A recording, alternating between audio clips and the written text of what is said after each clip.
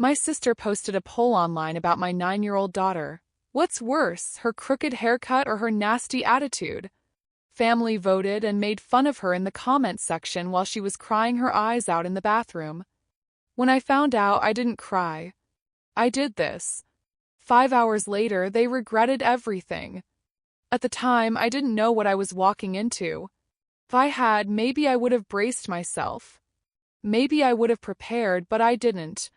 I just came home on a Saturday evening expecting the usual noise, the smell of dinner, the TV buzzing. Instead, it was quiet. Too quiet.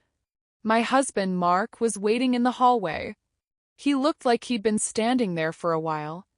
"She's been in her room for 2 hours," he said. "She won't talk. I think she's been crying." For a second, I thought he meant something small. Maybe she fought with a friend. Maybe she broke a toy.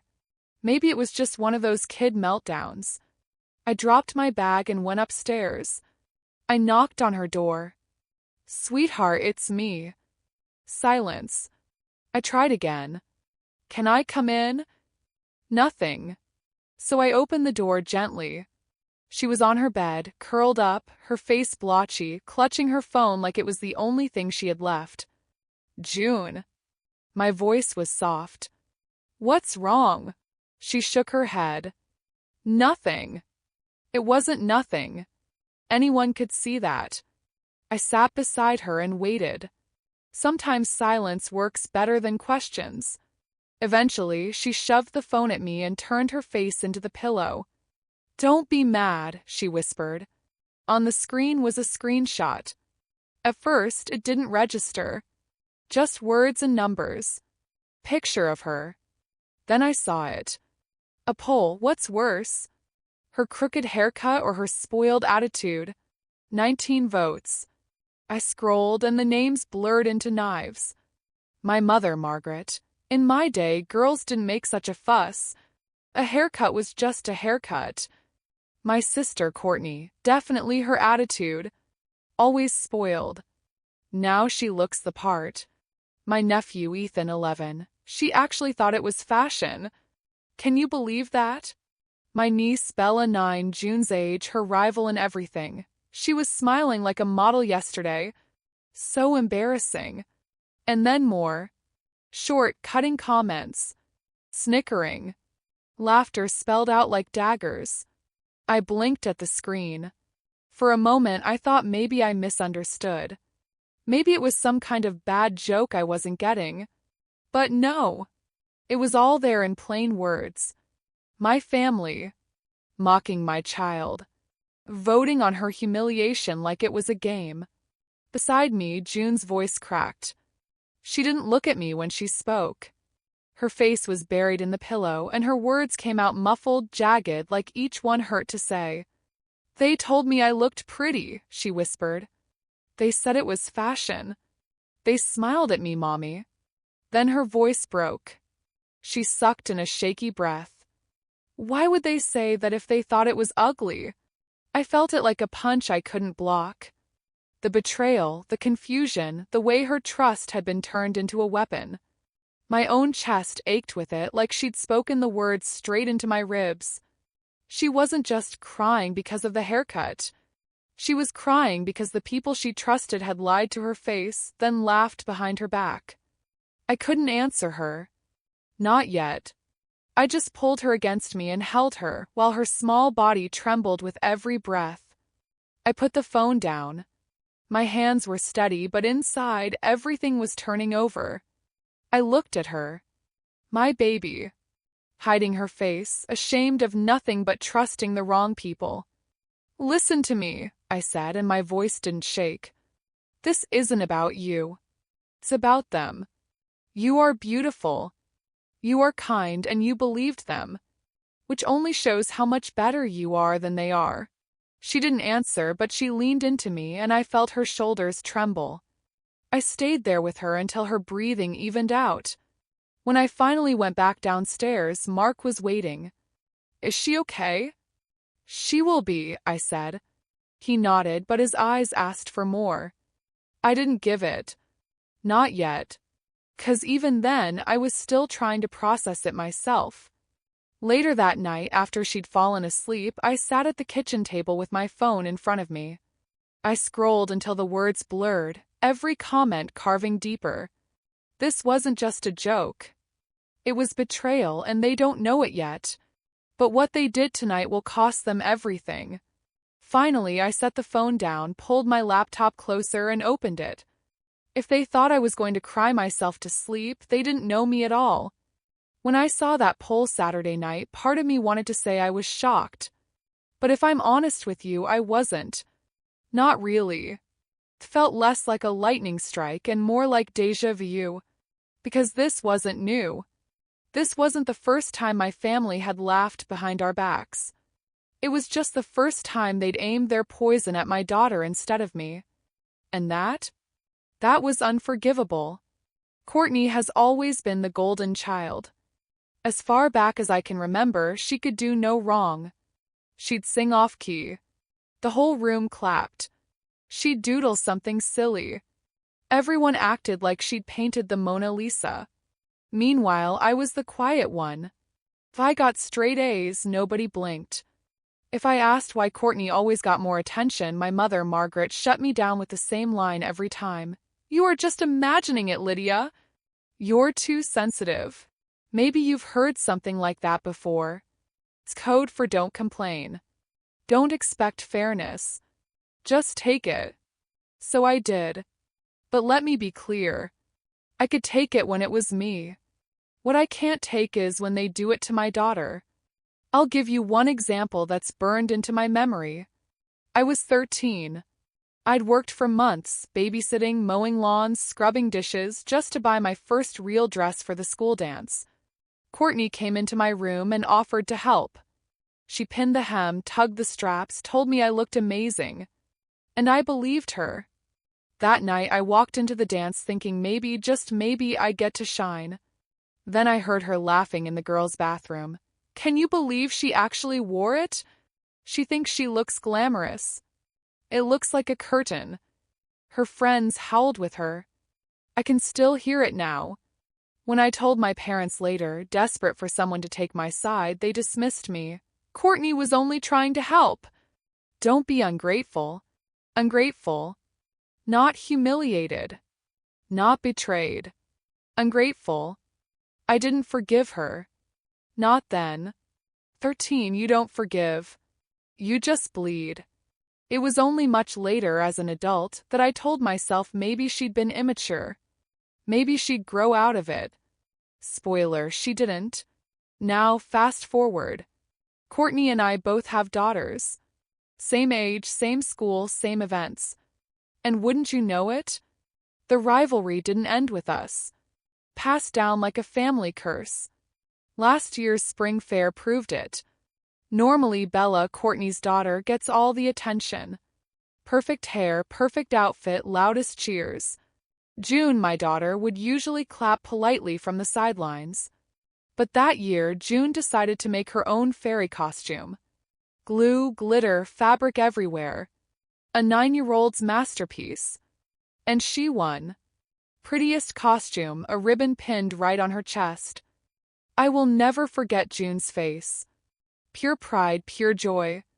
That's the kind of glow every mother lives for. But I will also never forget the way the family reacted. My mother clapped like she was applauding the weather forecast. Courtney smiled so tight it looked painful. Bella sulked. I could see it in their eyes. Resentment simmering. And maybe you're thinking, why didn't you call it out, Lydia? Why didn't you defend June right then? Truth is, I thought maybe I imagined it. I wanted to believe I imagined it. Because to June's face, they smiled. They told her, good job. And I wanted so badly to let her enjoy her win without me dragging my old suspicions into it. So I smiled with her. I let her glow. 'Cause she deserved that moment. And I wasn't going to let them steal it, not in front of her. But inside, I knew. That was the day Courtney decided June wasn't just my daughter anymore. She was competition. And here's the part that stings the most. I was the one holding everything together. I work in IT. I make good money. Enough to cover my own bills. And theirs. Yes, I helped my parents with their mortgage, their utilities, their groceries. Yes, I helped Courtney open her salon. I fronted her the lease deposit, bought her equipment, even slipped her money in slow months so she wouldn't lose it. Maybe you're wondering why, Lydia? Why would you keep helping people who treated you that way? 'Cause I thought that was what a good daughter did. 'Cause I thought maybe if I gave enough, supported enough, they'd finally see me as part of the family, not the outsider. And most of all, because June deserved grandparents. She deserved cousins. I didn't want her growing up lonely just because her mother had a toxic childhood. So I bit my tongue. I told myself I was buying peace. But the truth? I was just feeding their resentment. They hated me for having more. They hated me for being able to provide when they couldn't. And they hated June even more for shining when Bella didn't. Friday afternoon, Courtney called. "Bring June over," she said. "I'll do her hair for the school event Monday. I'll style both girls. They'll look amazing. And here's where I know some of you will be shaking your heads. Why did you say yes, Lydia? Why would you trust her? 'Cause June was begging me. Because she wanted so badly to believe her aunt would make her beautiful. 'Cause Courtney was a professional stylist. This was her actual job. And because sometimes, against all better judgment, you want to believe family won't be cruel to a child. So I said yes. I regret it. But that's why I did it. When I picked June up that evening, her bangs were jagged, her layers uneven. But she was glowing. They clapped, they praised, they told her it was fashion. And I smiled with her. 'Cause what was I supposed to do? Break her heart in the car on the way home? Tell her she looked ridiculous when she was grinning ear to ear? No. I let her have her moment. 'Cause she deserved to feel beautiful, even if I had doubts gnawing at me. And maybe that makes me weak. But I'd rather be weak for one night than crush my daughter in that moment. But Saturday night, when I saw that poll, that was when it hit me. The haircut wasn't fashion. Praise wasn't real. Poll wasn't a joke. It was deliberate. Calculated. The same old trick Courtney pulled on me at 13. Only this time she aimed it at my child. And this time I wasn't going to let it slide. The first thing I did was simple. Brutal but simple. I opened my banking app and canceled every transfer. And no more rent top-ups for Courtney. No more help with salon bills. No more quietly covering my parents' utilities. Took 5 minutes, a couple of clicks. 5 minutes to end years of being their safety net. And before you judge me, maybe you're thinking, Lydia, that's harsh. They're still your family. Let me stop you. Family doesn't mock a 9-year-old in a group chat. Family doesn't set up a child for humiliation and then laugh while she cries. So no, they weren't my family anymore. They were debtors I'd been bailing out. And the Bank of Lydia just closed. The second thing I did was for June. First thing Sunday morning, I took her to the best salon in town. I told her we were going for pancakes afterward. But really, I needed her to see her reflection without shame. The stylist took one look at her hacked bangs and uneven layers and muttered under her breath, "This wasn't clumsy. Whoever did this didn't care how she'd feel." I wanted to say, oh, they cared. They cared a lot. Just not about her. Instead, I held June's hand while the stylist worked her magic. Snip by snip, the damage was reshaped into a sleek little bob. When it was done, June stared at herself in the mirror. For a moment, she didn't say anything. Then slowly, the corners of her mouth lifted. And there it was. Her smile. "You look perfect," I told her. "And tomorrow you're going to walk into school with your head high. They don't get to take that from you. 'Cause that's what this was about now. Not just fixing hair, but showing her what we do when people try to tear us down. We stand taller." That night, I turned my attention back to Courtney. Not with screaming. Not with confrontation. I didn't need to. I had something better. The truth. I logged into the mom's group chat, place where playdates are arranged, bake sales are planned, and reputations are made or broken in a single post. I didn't rant. I didn't exaggerate. I just told them what happened.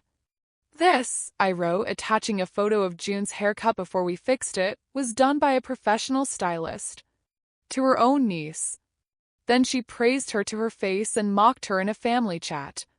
If she can do this to her own family, imagine what she'd do to your kids. Hit send. Close the laptop. For a moment, I thought maybe nothing would happen. That people would scroll past, or worse, tell me I was overreacting. But then the replies started. That's awful. Never booking her again. Parents need to know about this. And just like that, the boycott began. By Monday, the ripple was already spreading.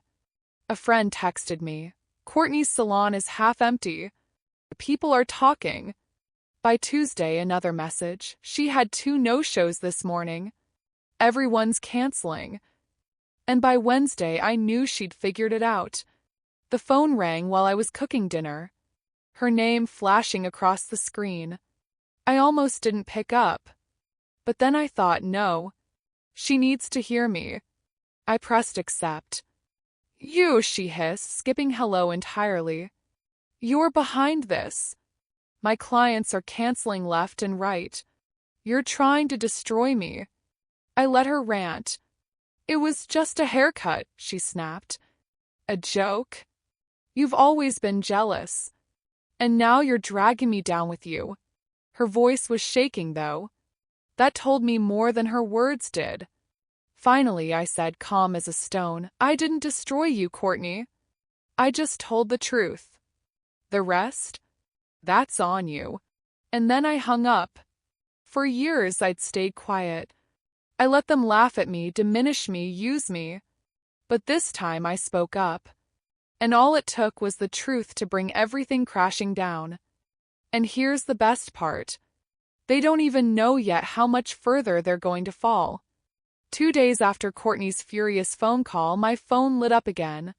This time it was my mother. I could have ignored it. God knows I wanted to. But something in me wanted to hear what excuse she'd come up with. I swiped to answer. "Lydia," she snapped, skipping hello. "How could you do this? She's your sister. Her clients are canceling left and right. You really want to destroy her over a haircut? Over a silly joke in a chat?" I almost laughed. "A silly joke? You called my daughter spoiled," I said. My voice was calm, colder than I felt. "You laughed at her. And you've been laughing at me my whole life." "Well, I'm done being your punchline." My mother gasped like I'd slapped her. "Families don't cut each other off. Families don't humiliate children," I shot back. "You lost the right to call yourself my family the second you mocked my daughter." There was silence. Then she hung up. And just like that, I knew the next round was coming. It didn't take long. Later that week, I heard a car in the driveway. Heavy footsteps. A knock sharp enough to rattle the frame. I opened the door, and there they were. My mother, jaw set like granite. And Courtney, red-eyed and furious. Bella lingered in the background, arms folded, sullen. Courtney didn't waste time. "You've gone too far," she spat. "You're ruining me on purpose. My business, my life, all over a haircut, all over a little gossip." Her voice was shaking, but not from shame, from rage. My mother jumped in, voice rising like she was the injured party. "Do you understand what you've done? We can't pay the bills. Courtney can't keep her salon going. We can't keep the house without your help. Is this really worth tearing the family apart?" I felt something in me snap. All the years of swallowing it down. All the times I told myself, don't make drama. Gone. "You want to talk about tearing a family apart?" I said. "You did that when you taught me I was never good enough. When you defended her while she humiliated me. When you let her laugh at me year after year and told me I was too sensitive. Courtney rolled her eyes like she was 12 again. Oh, please. You've always been jealous of me. That's what this is about. You can't stand that people like me more than you. I laughed then. Dry. Bitter. Jealous, Courtney?